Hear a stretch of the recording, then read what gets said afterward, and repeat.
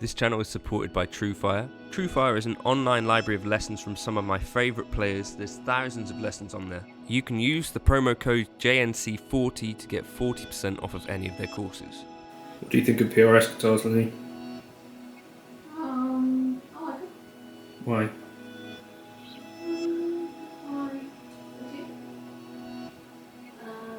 They're not too heavy. What do you think of me seeing other birds? Not bad. Doesn't.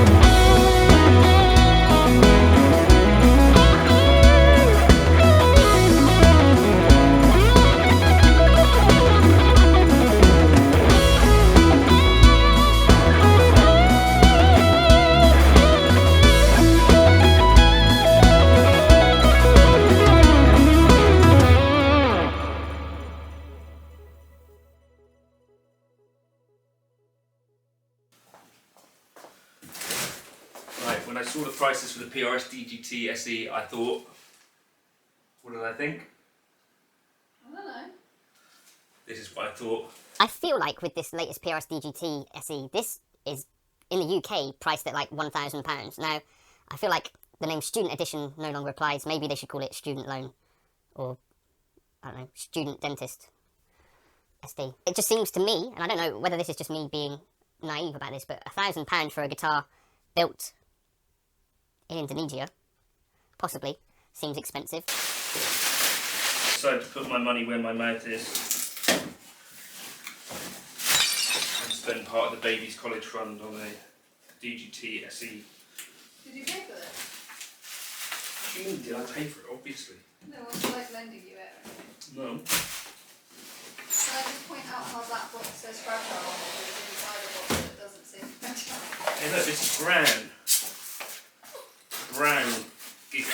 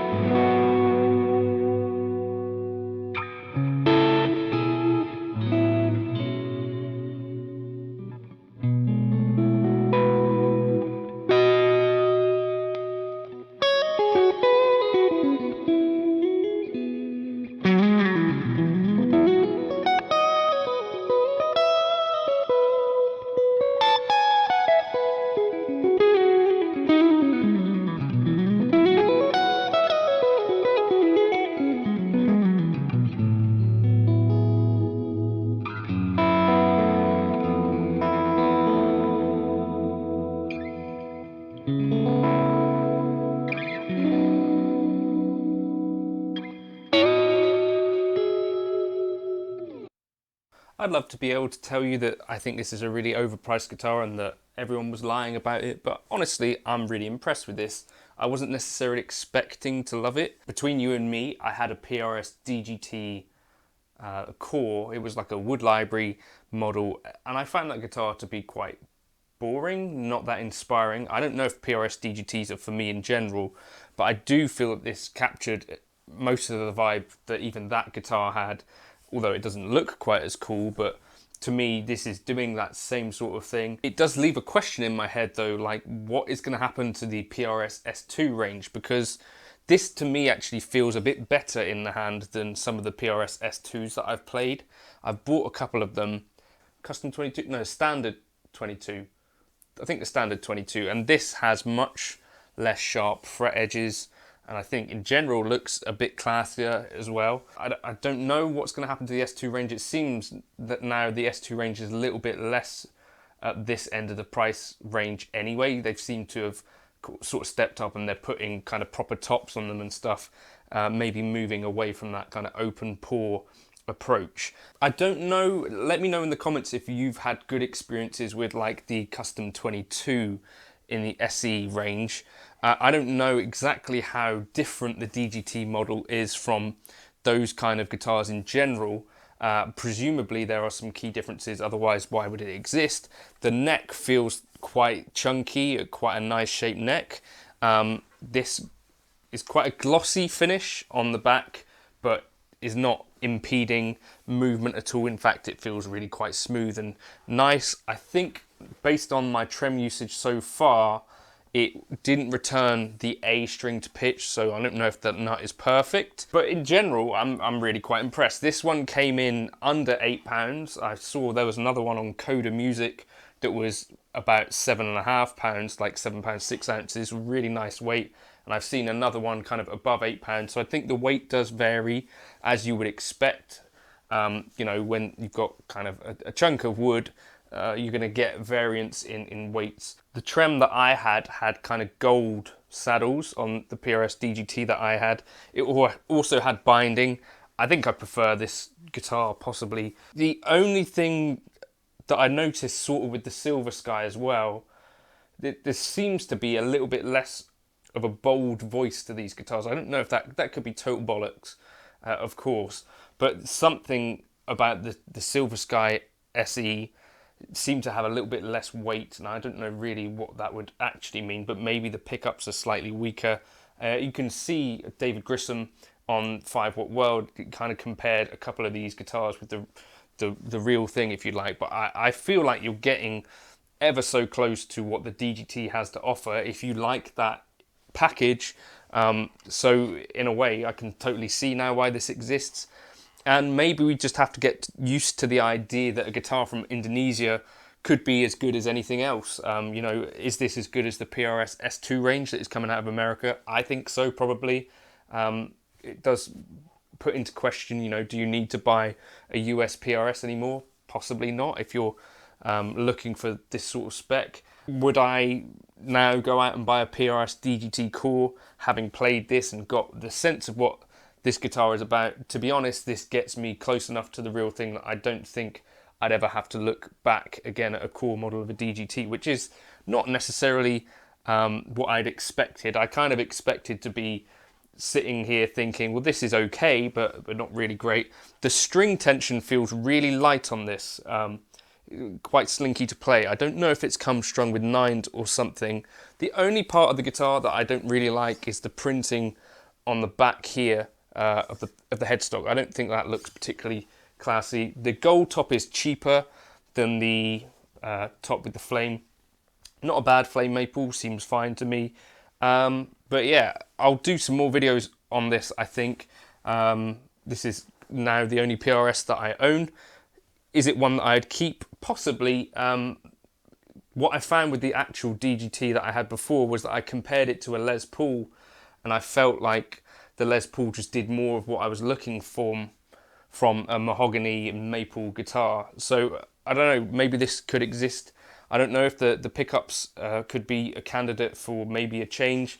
I think if I was going to use this guitar long term, I'd definitely switch up the volume configuration. One of the quirks of the DGT is that This volume knob here controls the volume of the bridge, and this one controls the volume of the neck. It's a thing that Dave Grissom wants or wanted. They've copied that across into this model. It's not a thing that works super well for me, to be honest. I think I'd rather have kind of two-tone controls or something, and this just be the global volume. But, you know, I wouldn't change that until I know that I'd be keeping the guitar. But in general, very impressed. I can't really find any flaws with it, except for potentially that trem might need a bit of a setup. So really impressed. Let me know your thoughts in the comments if you got one or not. I have seen that there's been some people that have got not such great examples. So if you're one of those people, please leave a comment below so that people can get a true reflection of what's going on with these guitars. Obviously, this is just one example that I bought from Peach. It may not be representative of what some of the guitars are like. I'm not sure. I'm hearing that there may be some kind of QC issues, a few dodgy ones slipping through. Feel free to like and subscribe if you want to see more kind of reviews of stuff, guitars and bits and pieces. This is just kind of like a first impressions. Is it as good as some of the YouTube folks that got given them are saying? I think so, yeah, to be honest. It's definitely doing that DGT thing at a fraction of the price, and to me leaves it in question, you know, what is that S2 range going to become at this point?